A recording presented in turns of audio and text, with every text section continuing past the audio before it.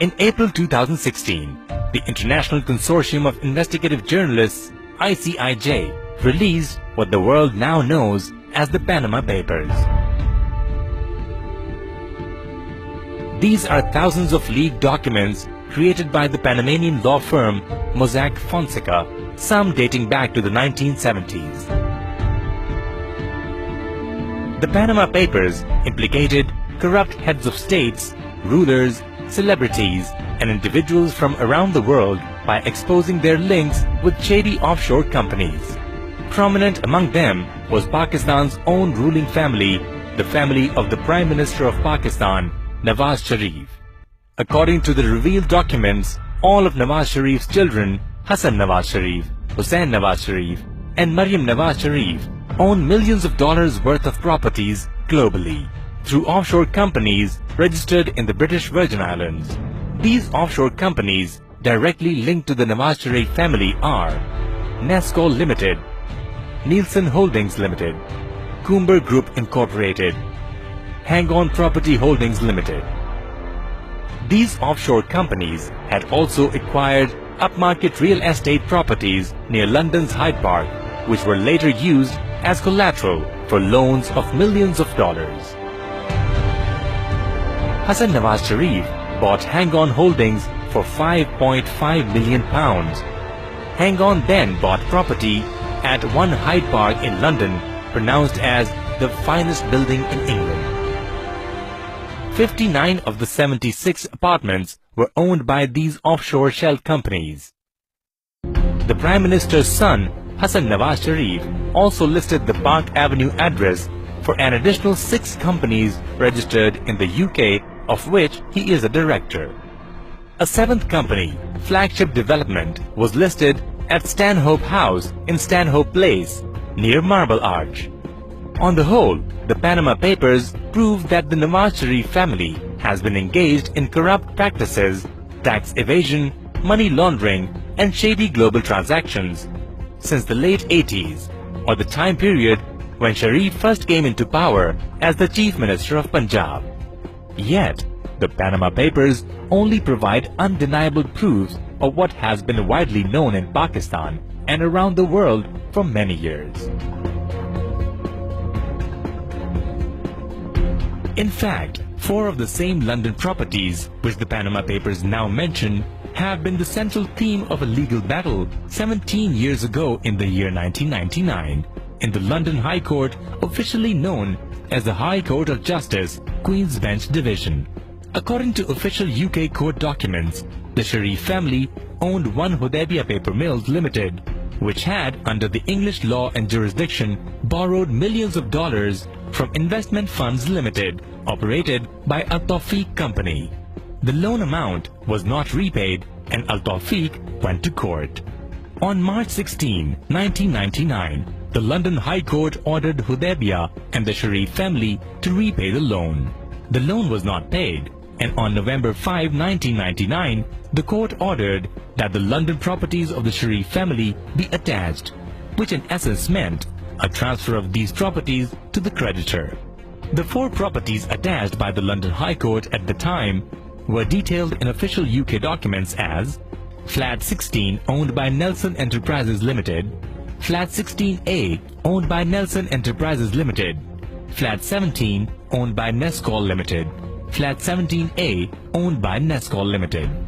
All 4 flats, situated at Evanfield House, 117 and 128 Park Lane, London, were returned to the Shareef family after the loan was settled later on. 17 years later, these same London properties, owned and denied by the Shareef family for many years, have apparently been rediscovered by the Panama Papers. The BCCI, or Bank of Credit and Commerce International, was an international bank founded in 1972 by Agha Hassan Abadi, a Pakistani financier and a friend of Prime Minister Nawaz Shareef. Registered in Luxembourg, the BCCI had head offices in Karachi and London. A decade after opening, BCCI had over 400 branches in 78 countries and assets in excess of $20 billion, making it the 7th largest private bank in the world. In the 1980s, the BCCI came under the scrutiny of financial regulators and intelligence agencies worldwide, and investigations revealed that the bank was involved in massive money laundering and financial crimes. On 5th July 1991, regulators around the world raided and locked down the BCCI bank branches. In 1993, authors Jonathan Beatty and S.C. Gwynn investigated the BCCI saga and published a book titled The Outlaw Bank, a wild ride into the secret heart of BCCI. The book detailed the illegal activities and subsequent collapse of the BCCI, one of the greatest global financial scandals of all times. On page 283, the investigative book reveals the BCCI bank soon found ways to profit from Bhutto's determination to create a socialist economy. BCCI quickly became a main conduit of capital flight, ushering hundreds of millions of dollars out of Pakistan as the affluent class, the industrialists and entrepreneurs sought safer havens for their money. BCCI, with new offices on Leadenhall Street in London as well as in Abu Dhabi, was also able to help influential Pakistanis who wanted to go into business abroad after having their enterprises seized by Bhutto. One such was Nawaz Shareef, the current Prime Minister of Pakistan, whose family's holdings, including a steel plant, were seized by Bhutto. The Shareefs relocated the plant in the Emirate of Dubai, where Abadi loaned them startup money. When the foundry later became unprofitable, the bank found someone to buy them out and forgave the balance of the original $2 million loan. While the Panama Papers make no mention of the Shareef family dealings with the notorious BCCI, yet investigations into the bank's failure do answer a key question. The BCCI bank appears to be one of the many tools used by the Shareefs to transfer money and build businesses and assets abroad. Yet, to be the Prime Minister of Pakistan and be listed for corruption, embezzlement and money laundering by esteemed global financial institutions like the World Bank and the UNODC is even more embarrassing. The Stolen Asset Recovery Initiative, STAR, is a global partnership between the World Bank and the United Nations Office on Drugs and Crime, UNODC, that supports international efforts to end safe havens for corrupt funds worldwide. For many years, the World Bank's Stolen Asset Recovery Initiative has listed Prime Minister Nawaz Shareef for embezzlement and money laundering dating back to 1990 under Article 17 and Article 23 of the United Nations Convention Against Corruption, UNCAC. The corporate vehicles used for the alleged crimes are listed as Nescol, Nielsen, Shamrock and Chandron Jersey Private Limited. For many years, the global media too has been reporting on the corruption and money laundering by the Shareef family. In October 1998, one of the most prestigious daily of the UK, The Independent, carried a headline story that made waves around the world.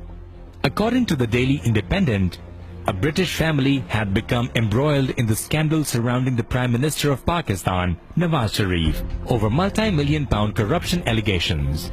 Inquiries by The Independent established that bank accounts containing £5 million were set up in the names of 3 members of the family from Ilford, Essex. These deposits were used to raise millions of pounds in loans, which were channeled into Shareef family-owned offshore businesses. The money was laundered through fictitious bank accounts using family business interests and siphoned into offshore accounts. Years earlier, the British Broadcasting Corporation, in its documentary titled From Pakistan to Park Lane, had also comprehensively uncovered the corrupt and shady ways in which millions of dollars were transferred from Pakistan to the UK by the Shareef family during early 90s. The corruption, money laundering, tax evasion and deceptive practices of the Nawaz Shareef family have also been subject of other books. Raymond W. Baker, an American businessman, scholar, author, and authority on financial crime, Raymond Baker published his book, Capitalism's Achilles Heel, Dirty Money and How to Renew the Free Market System, in 2005. The book highlights in detail Nawaz Shareef's corruption, money laundering, and his offshore companies and assets, and many of the allegations in the book have now been re-uncovered by the Panama Papers. At least 11 years before the Panama Papers, Mr. Raymond Baker had concluded offshore companies have been linked to Shareef. 3 in the British Virgin Islands by the names of Nescol, Nielsen and Shamrock, and another in the Channel Islands known as Chandron Jersey Private Limited. Some of these entities allegedly were used to facilitate purchase of 4 rather grand flats on Park Lane in London, at various times occupied by Shareef family members.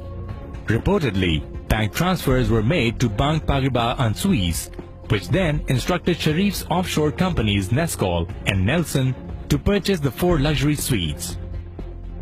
During Shareef's second term, at least $160 million pocketed from a contract to build a highway from Lahore, his hometown, to Islamabad, the nation's capital.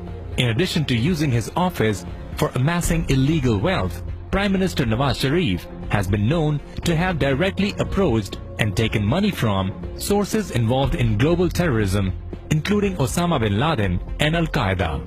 An insider, a former friend of the Shareefs and the former editor of the prestigious daily The Frontier Post, Mr. Rahmat Shah Afridi, has revealed that Osama bin Laden personally gave $150 million to Nawaz Shareef for promoting global jihad in the 1990s.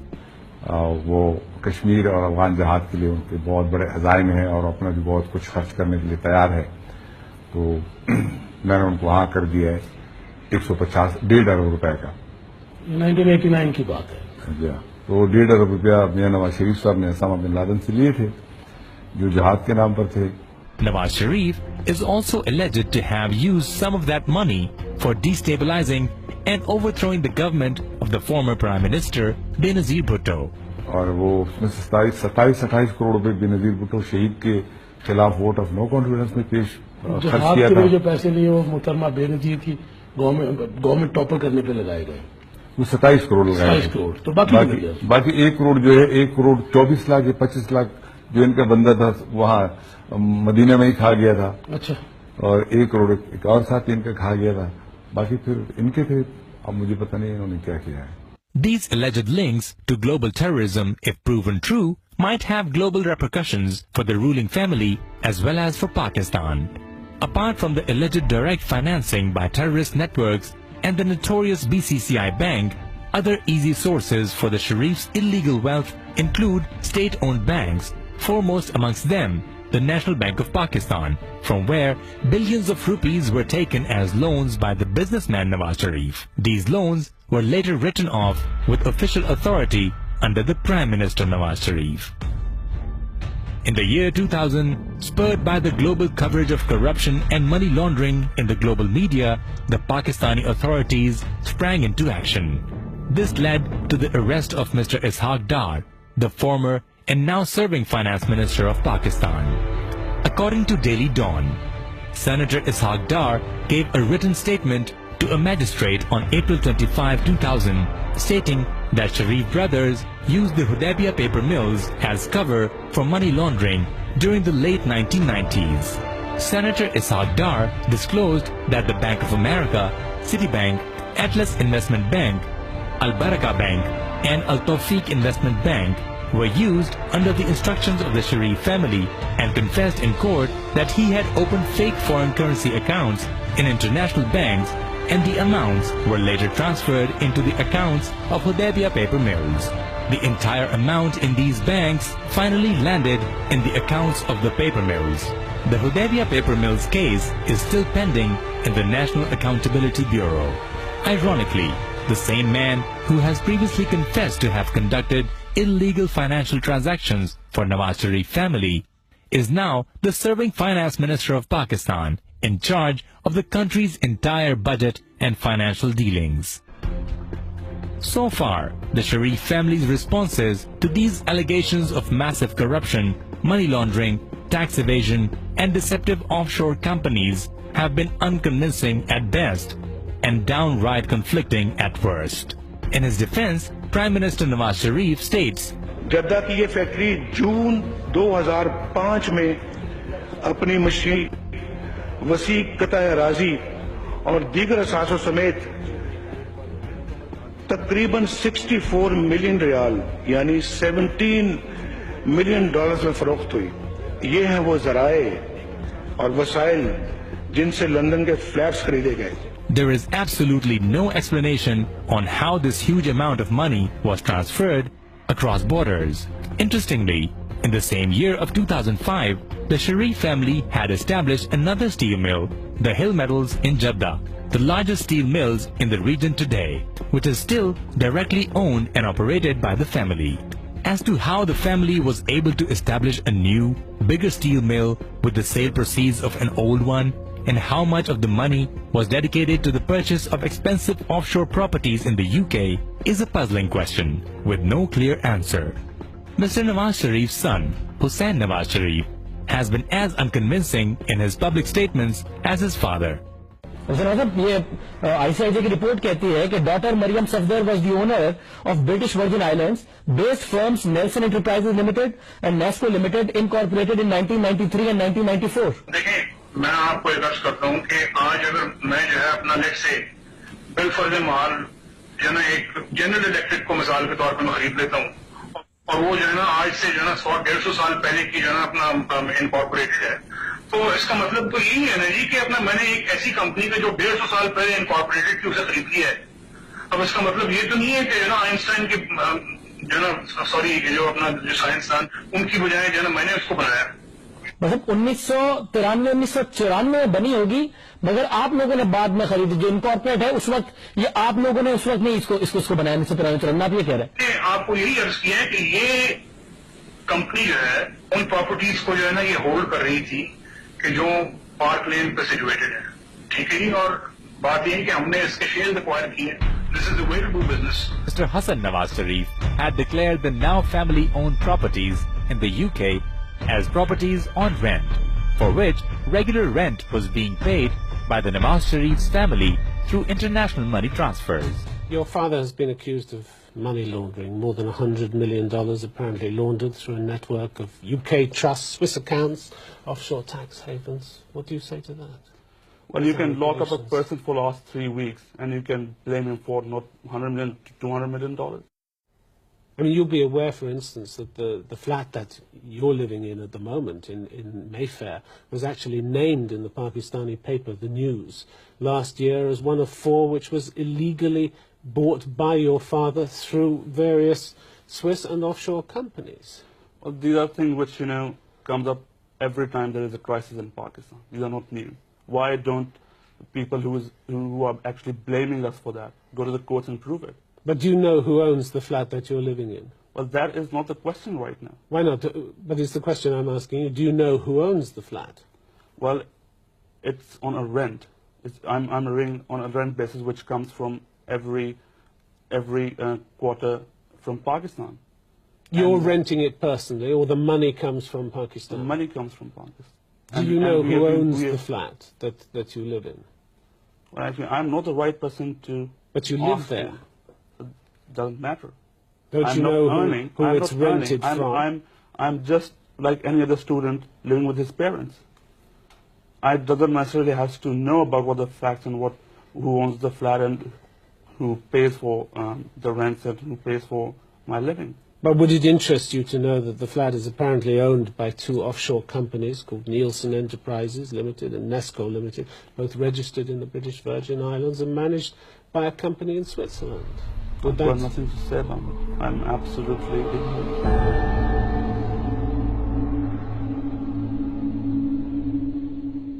Yet, the most interesting responses have been those by Nawaz Shareef's daughter, Maryam Nawaz Shareef. मेरी central London में properties तो दूर की बात है, मेरी पाकिस्तान में भी कोई प्रॉपर्टी नहीं है। मैं अपने वालिद के साथ रहती हूँ और मुझे समझ नहीं आई कि मेरी और मेरी वालदा की और बहन भाइयों की प्रॉपर्टीज ये कहाँ से निकाल के ले आए हैं। तो अल्हम्दुलिल्लाह वो जो 3 प्रॉपर्टीज जो है ना मैंने ली, वो जो है ना आज जो है ना अल्हम्दुलिल्लाह आज भी जो है ना है वो प्रॉपर्टीज जो है ना हमारे पास। और ये बात है 2006। वो तकरीबन मैंने हसन इस वक्त 90 की मिडिल में वहाँ पे गया था, 15-16 साल पहले। 1960s में मॉर्टगेज के जरिए वो प्रॉपर्टीज खरीदी गई थी और वो 90s में जाके मैच्योर हुई है। 30 साल पर 28 साल में जिस प्रॉपर्टी की या जिस चीज की ये बात कर रहे हैं, मैं 1996 में मियाँ साहब के जो 2 फ्लैट्स हैं उनमें मैं गया। 20 साल हो गए उन फ्लैट्स को खरीदे, अभी तक मुकम्मल कर्जा वापस नहीं किया जा सका। 20 साल हो गए तकरीबन।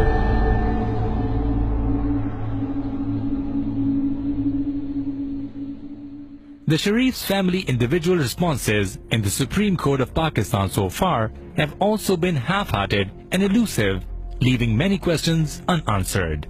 The key questions today remain: will Nawaz Shareef and his family ever provide a detailed and honest account of all the offshore companies and assets owned by the family, with complete ownership and financial record?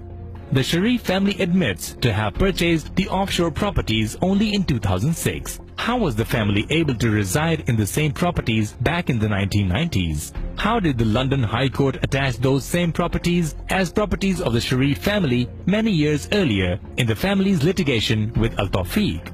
The Shareef family claims to have never transferred money abroad. Nawaz Shareef had known links with the BCCI Bank, which is known to have transferred massive amounts of money abroad illegally from Pakistan.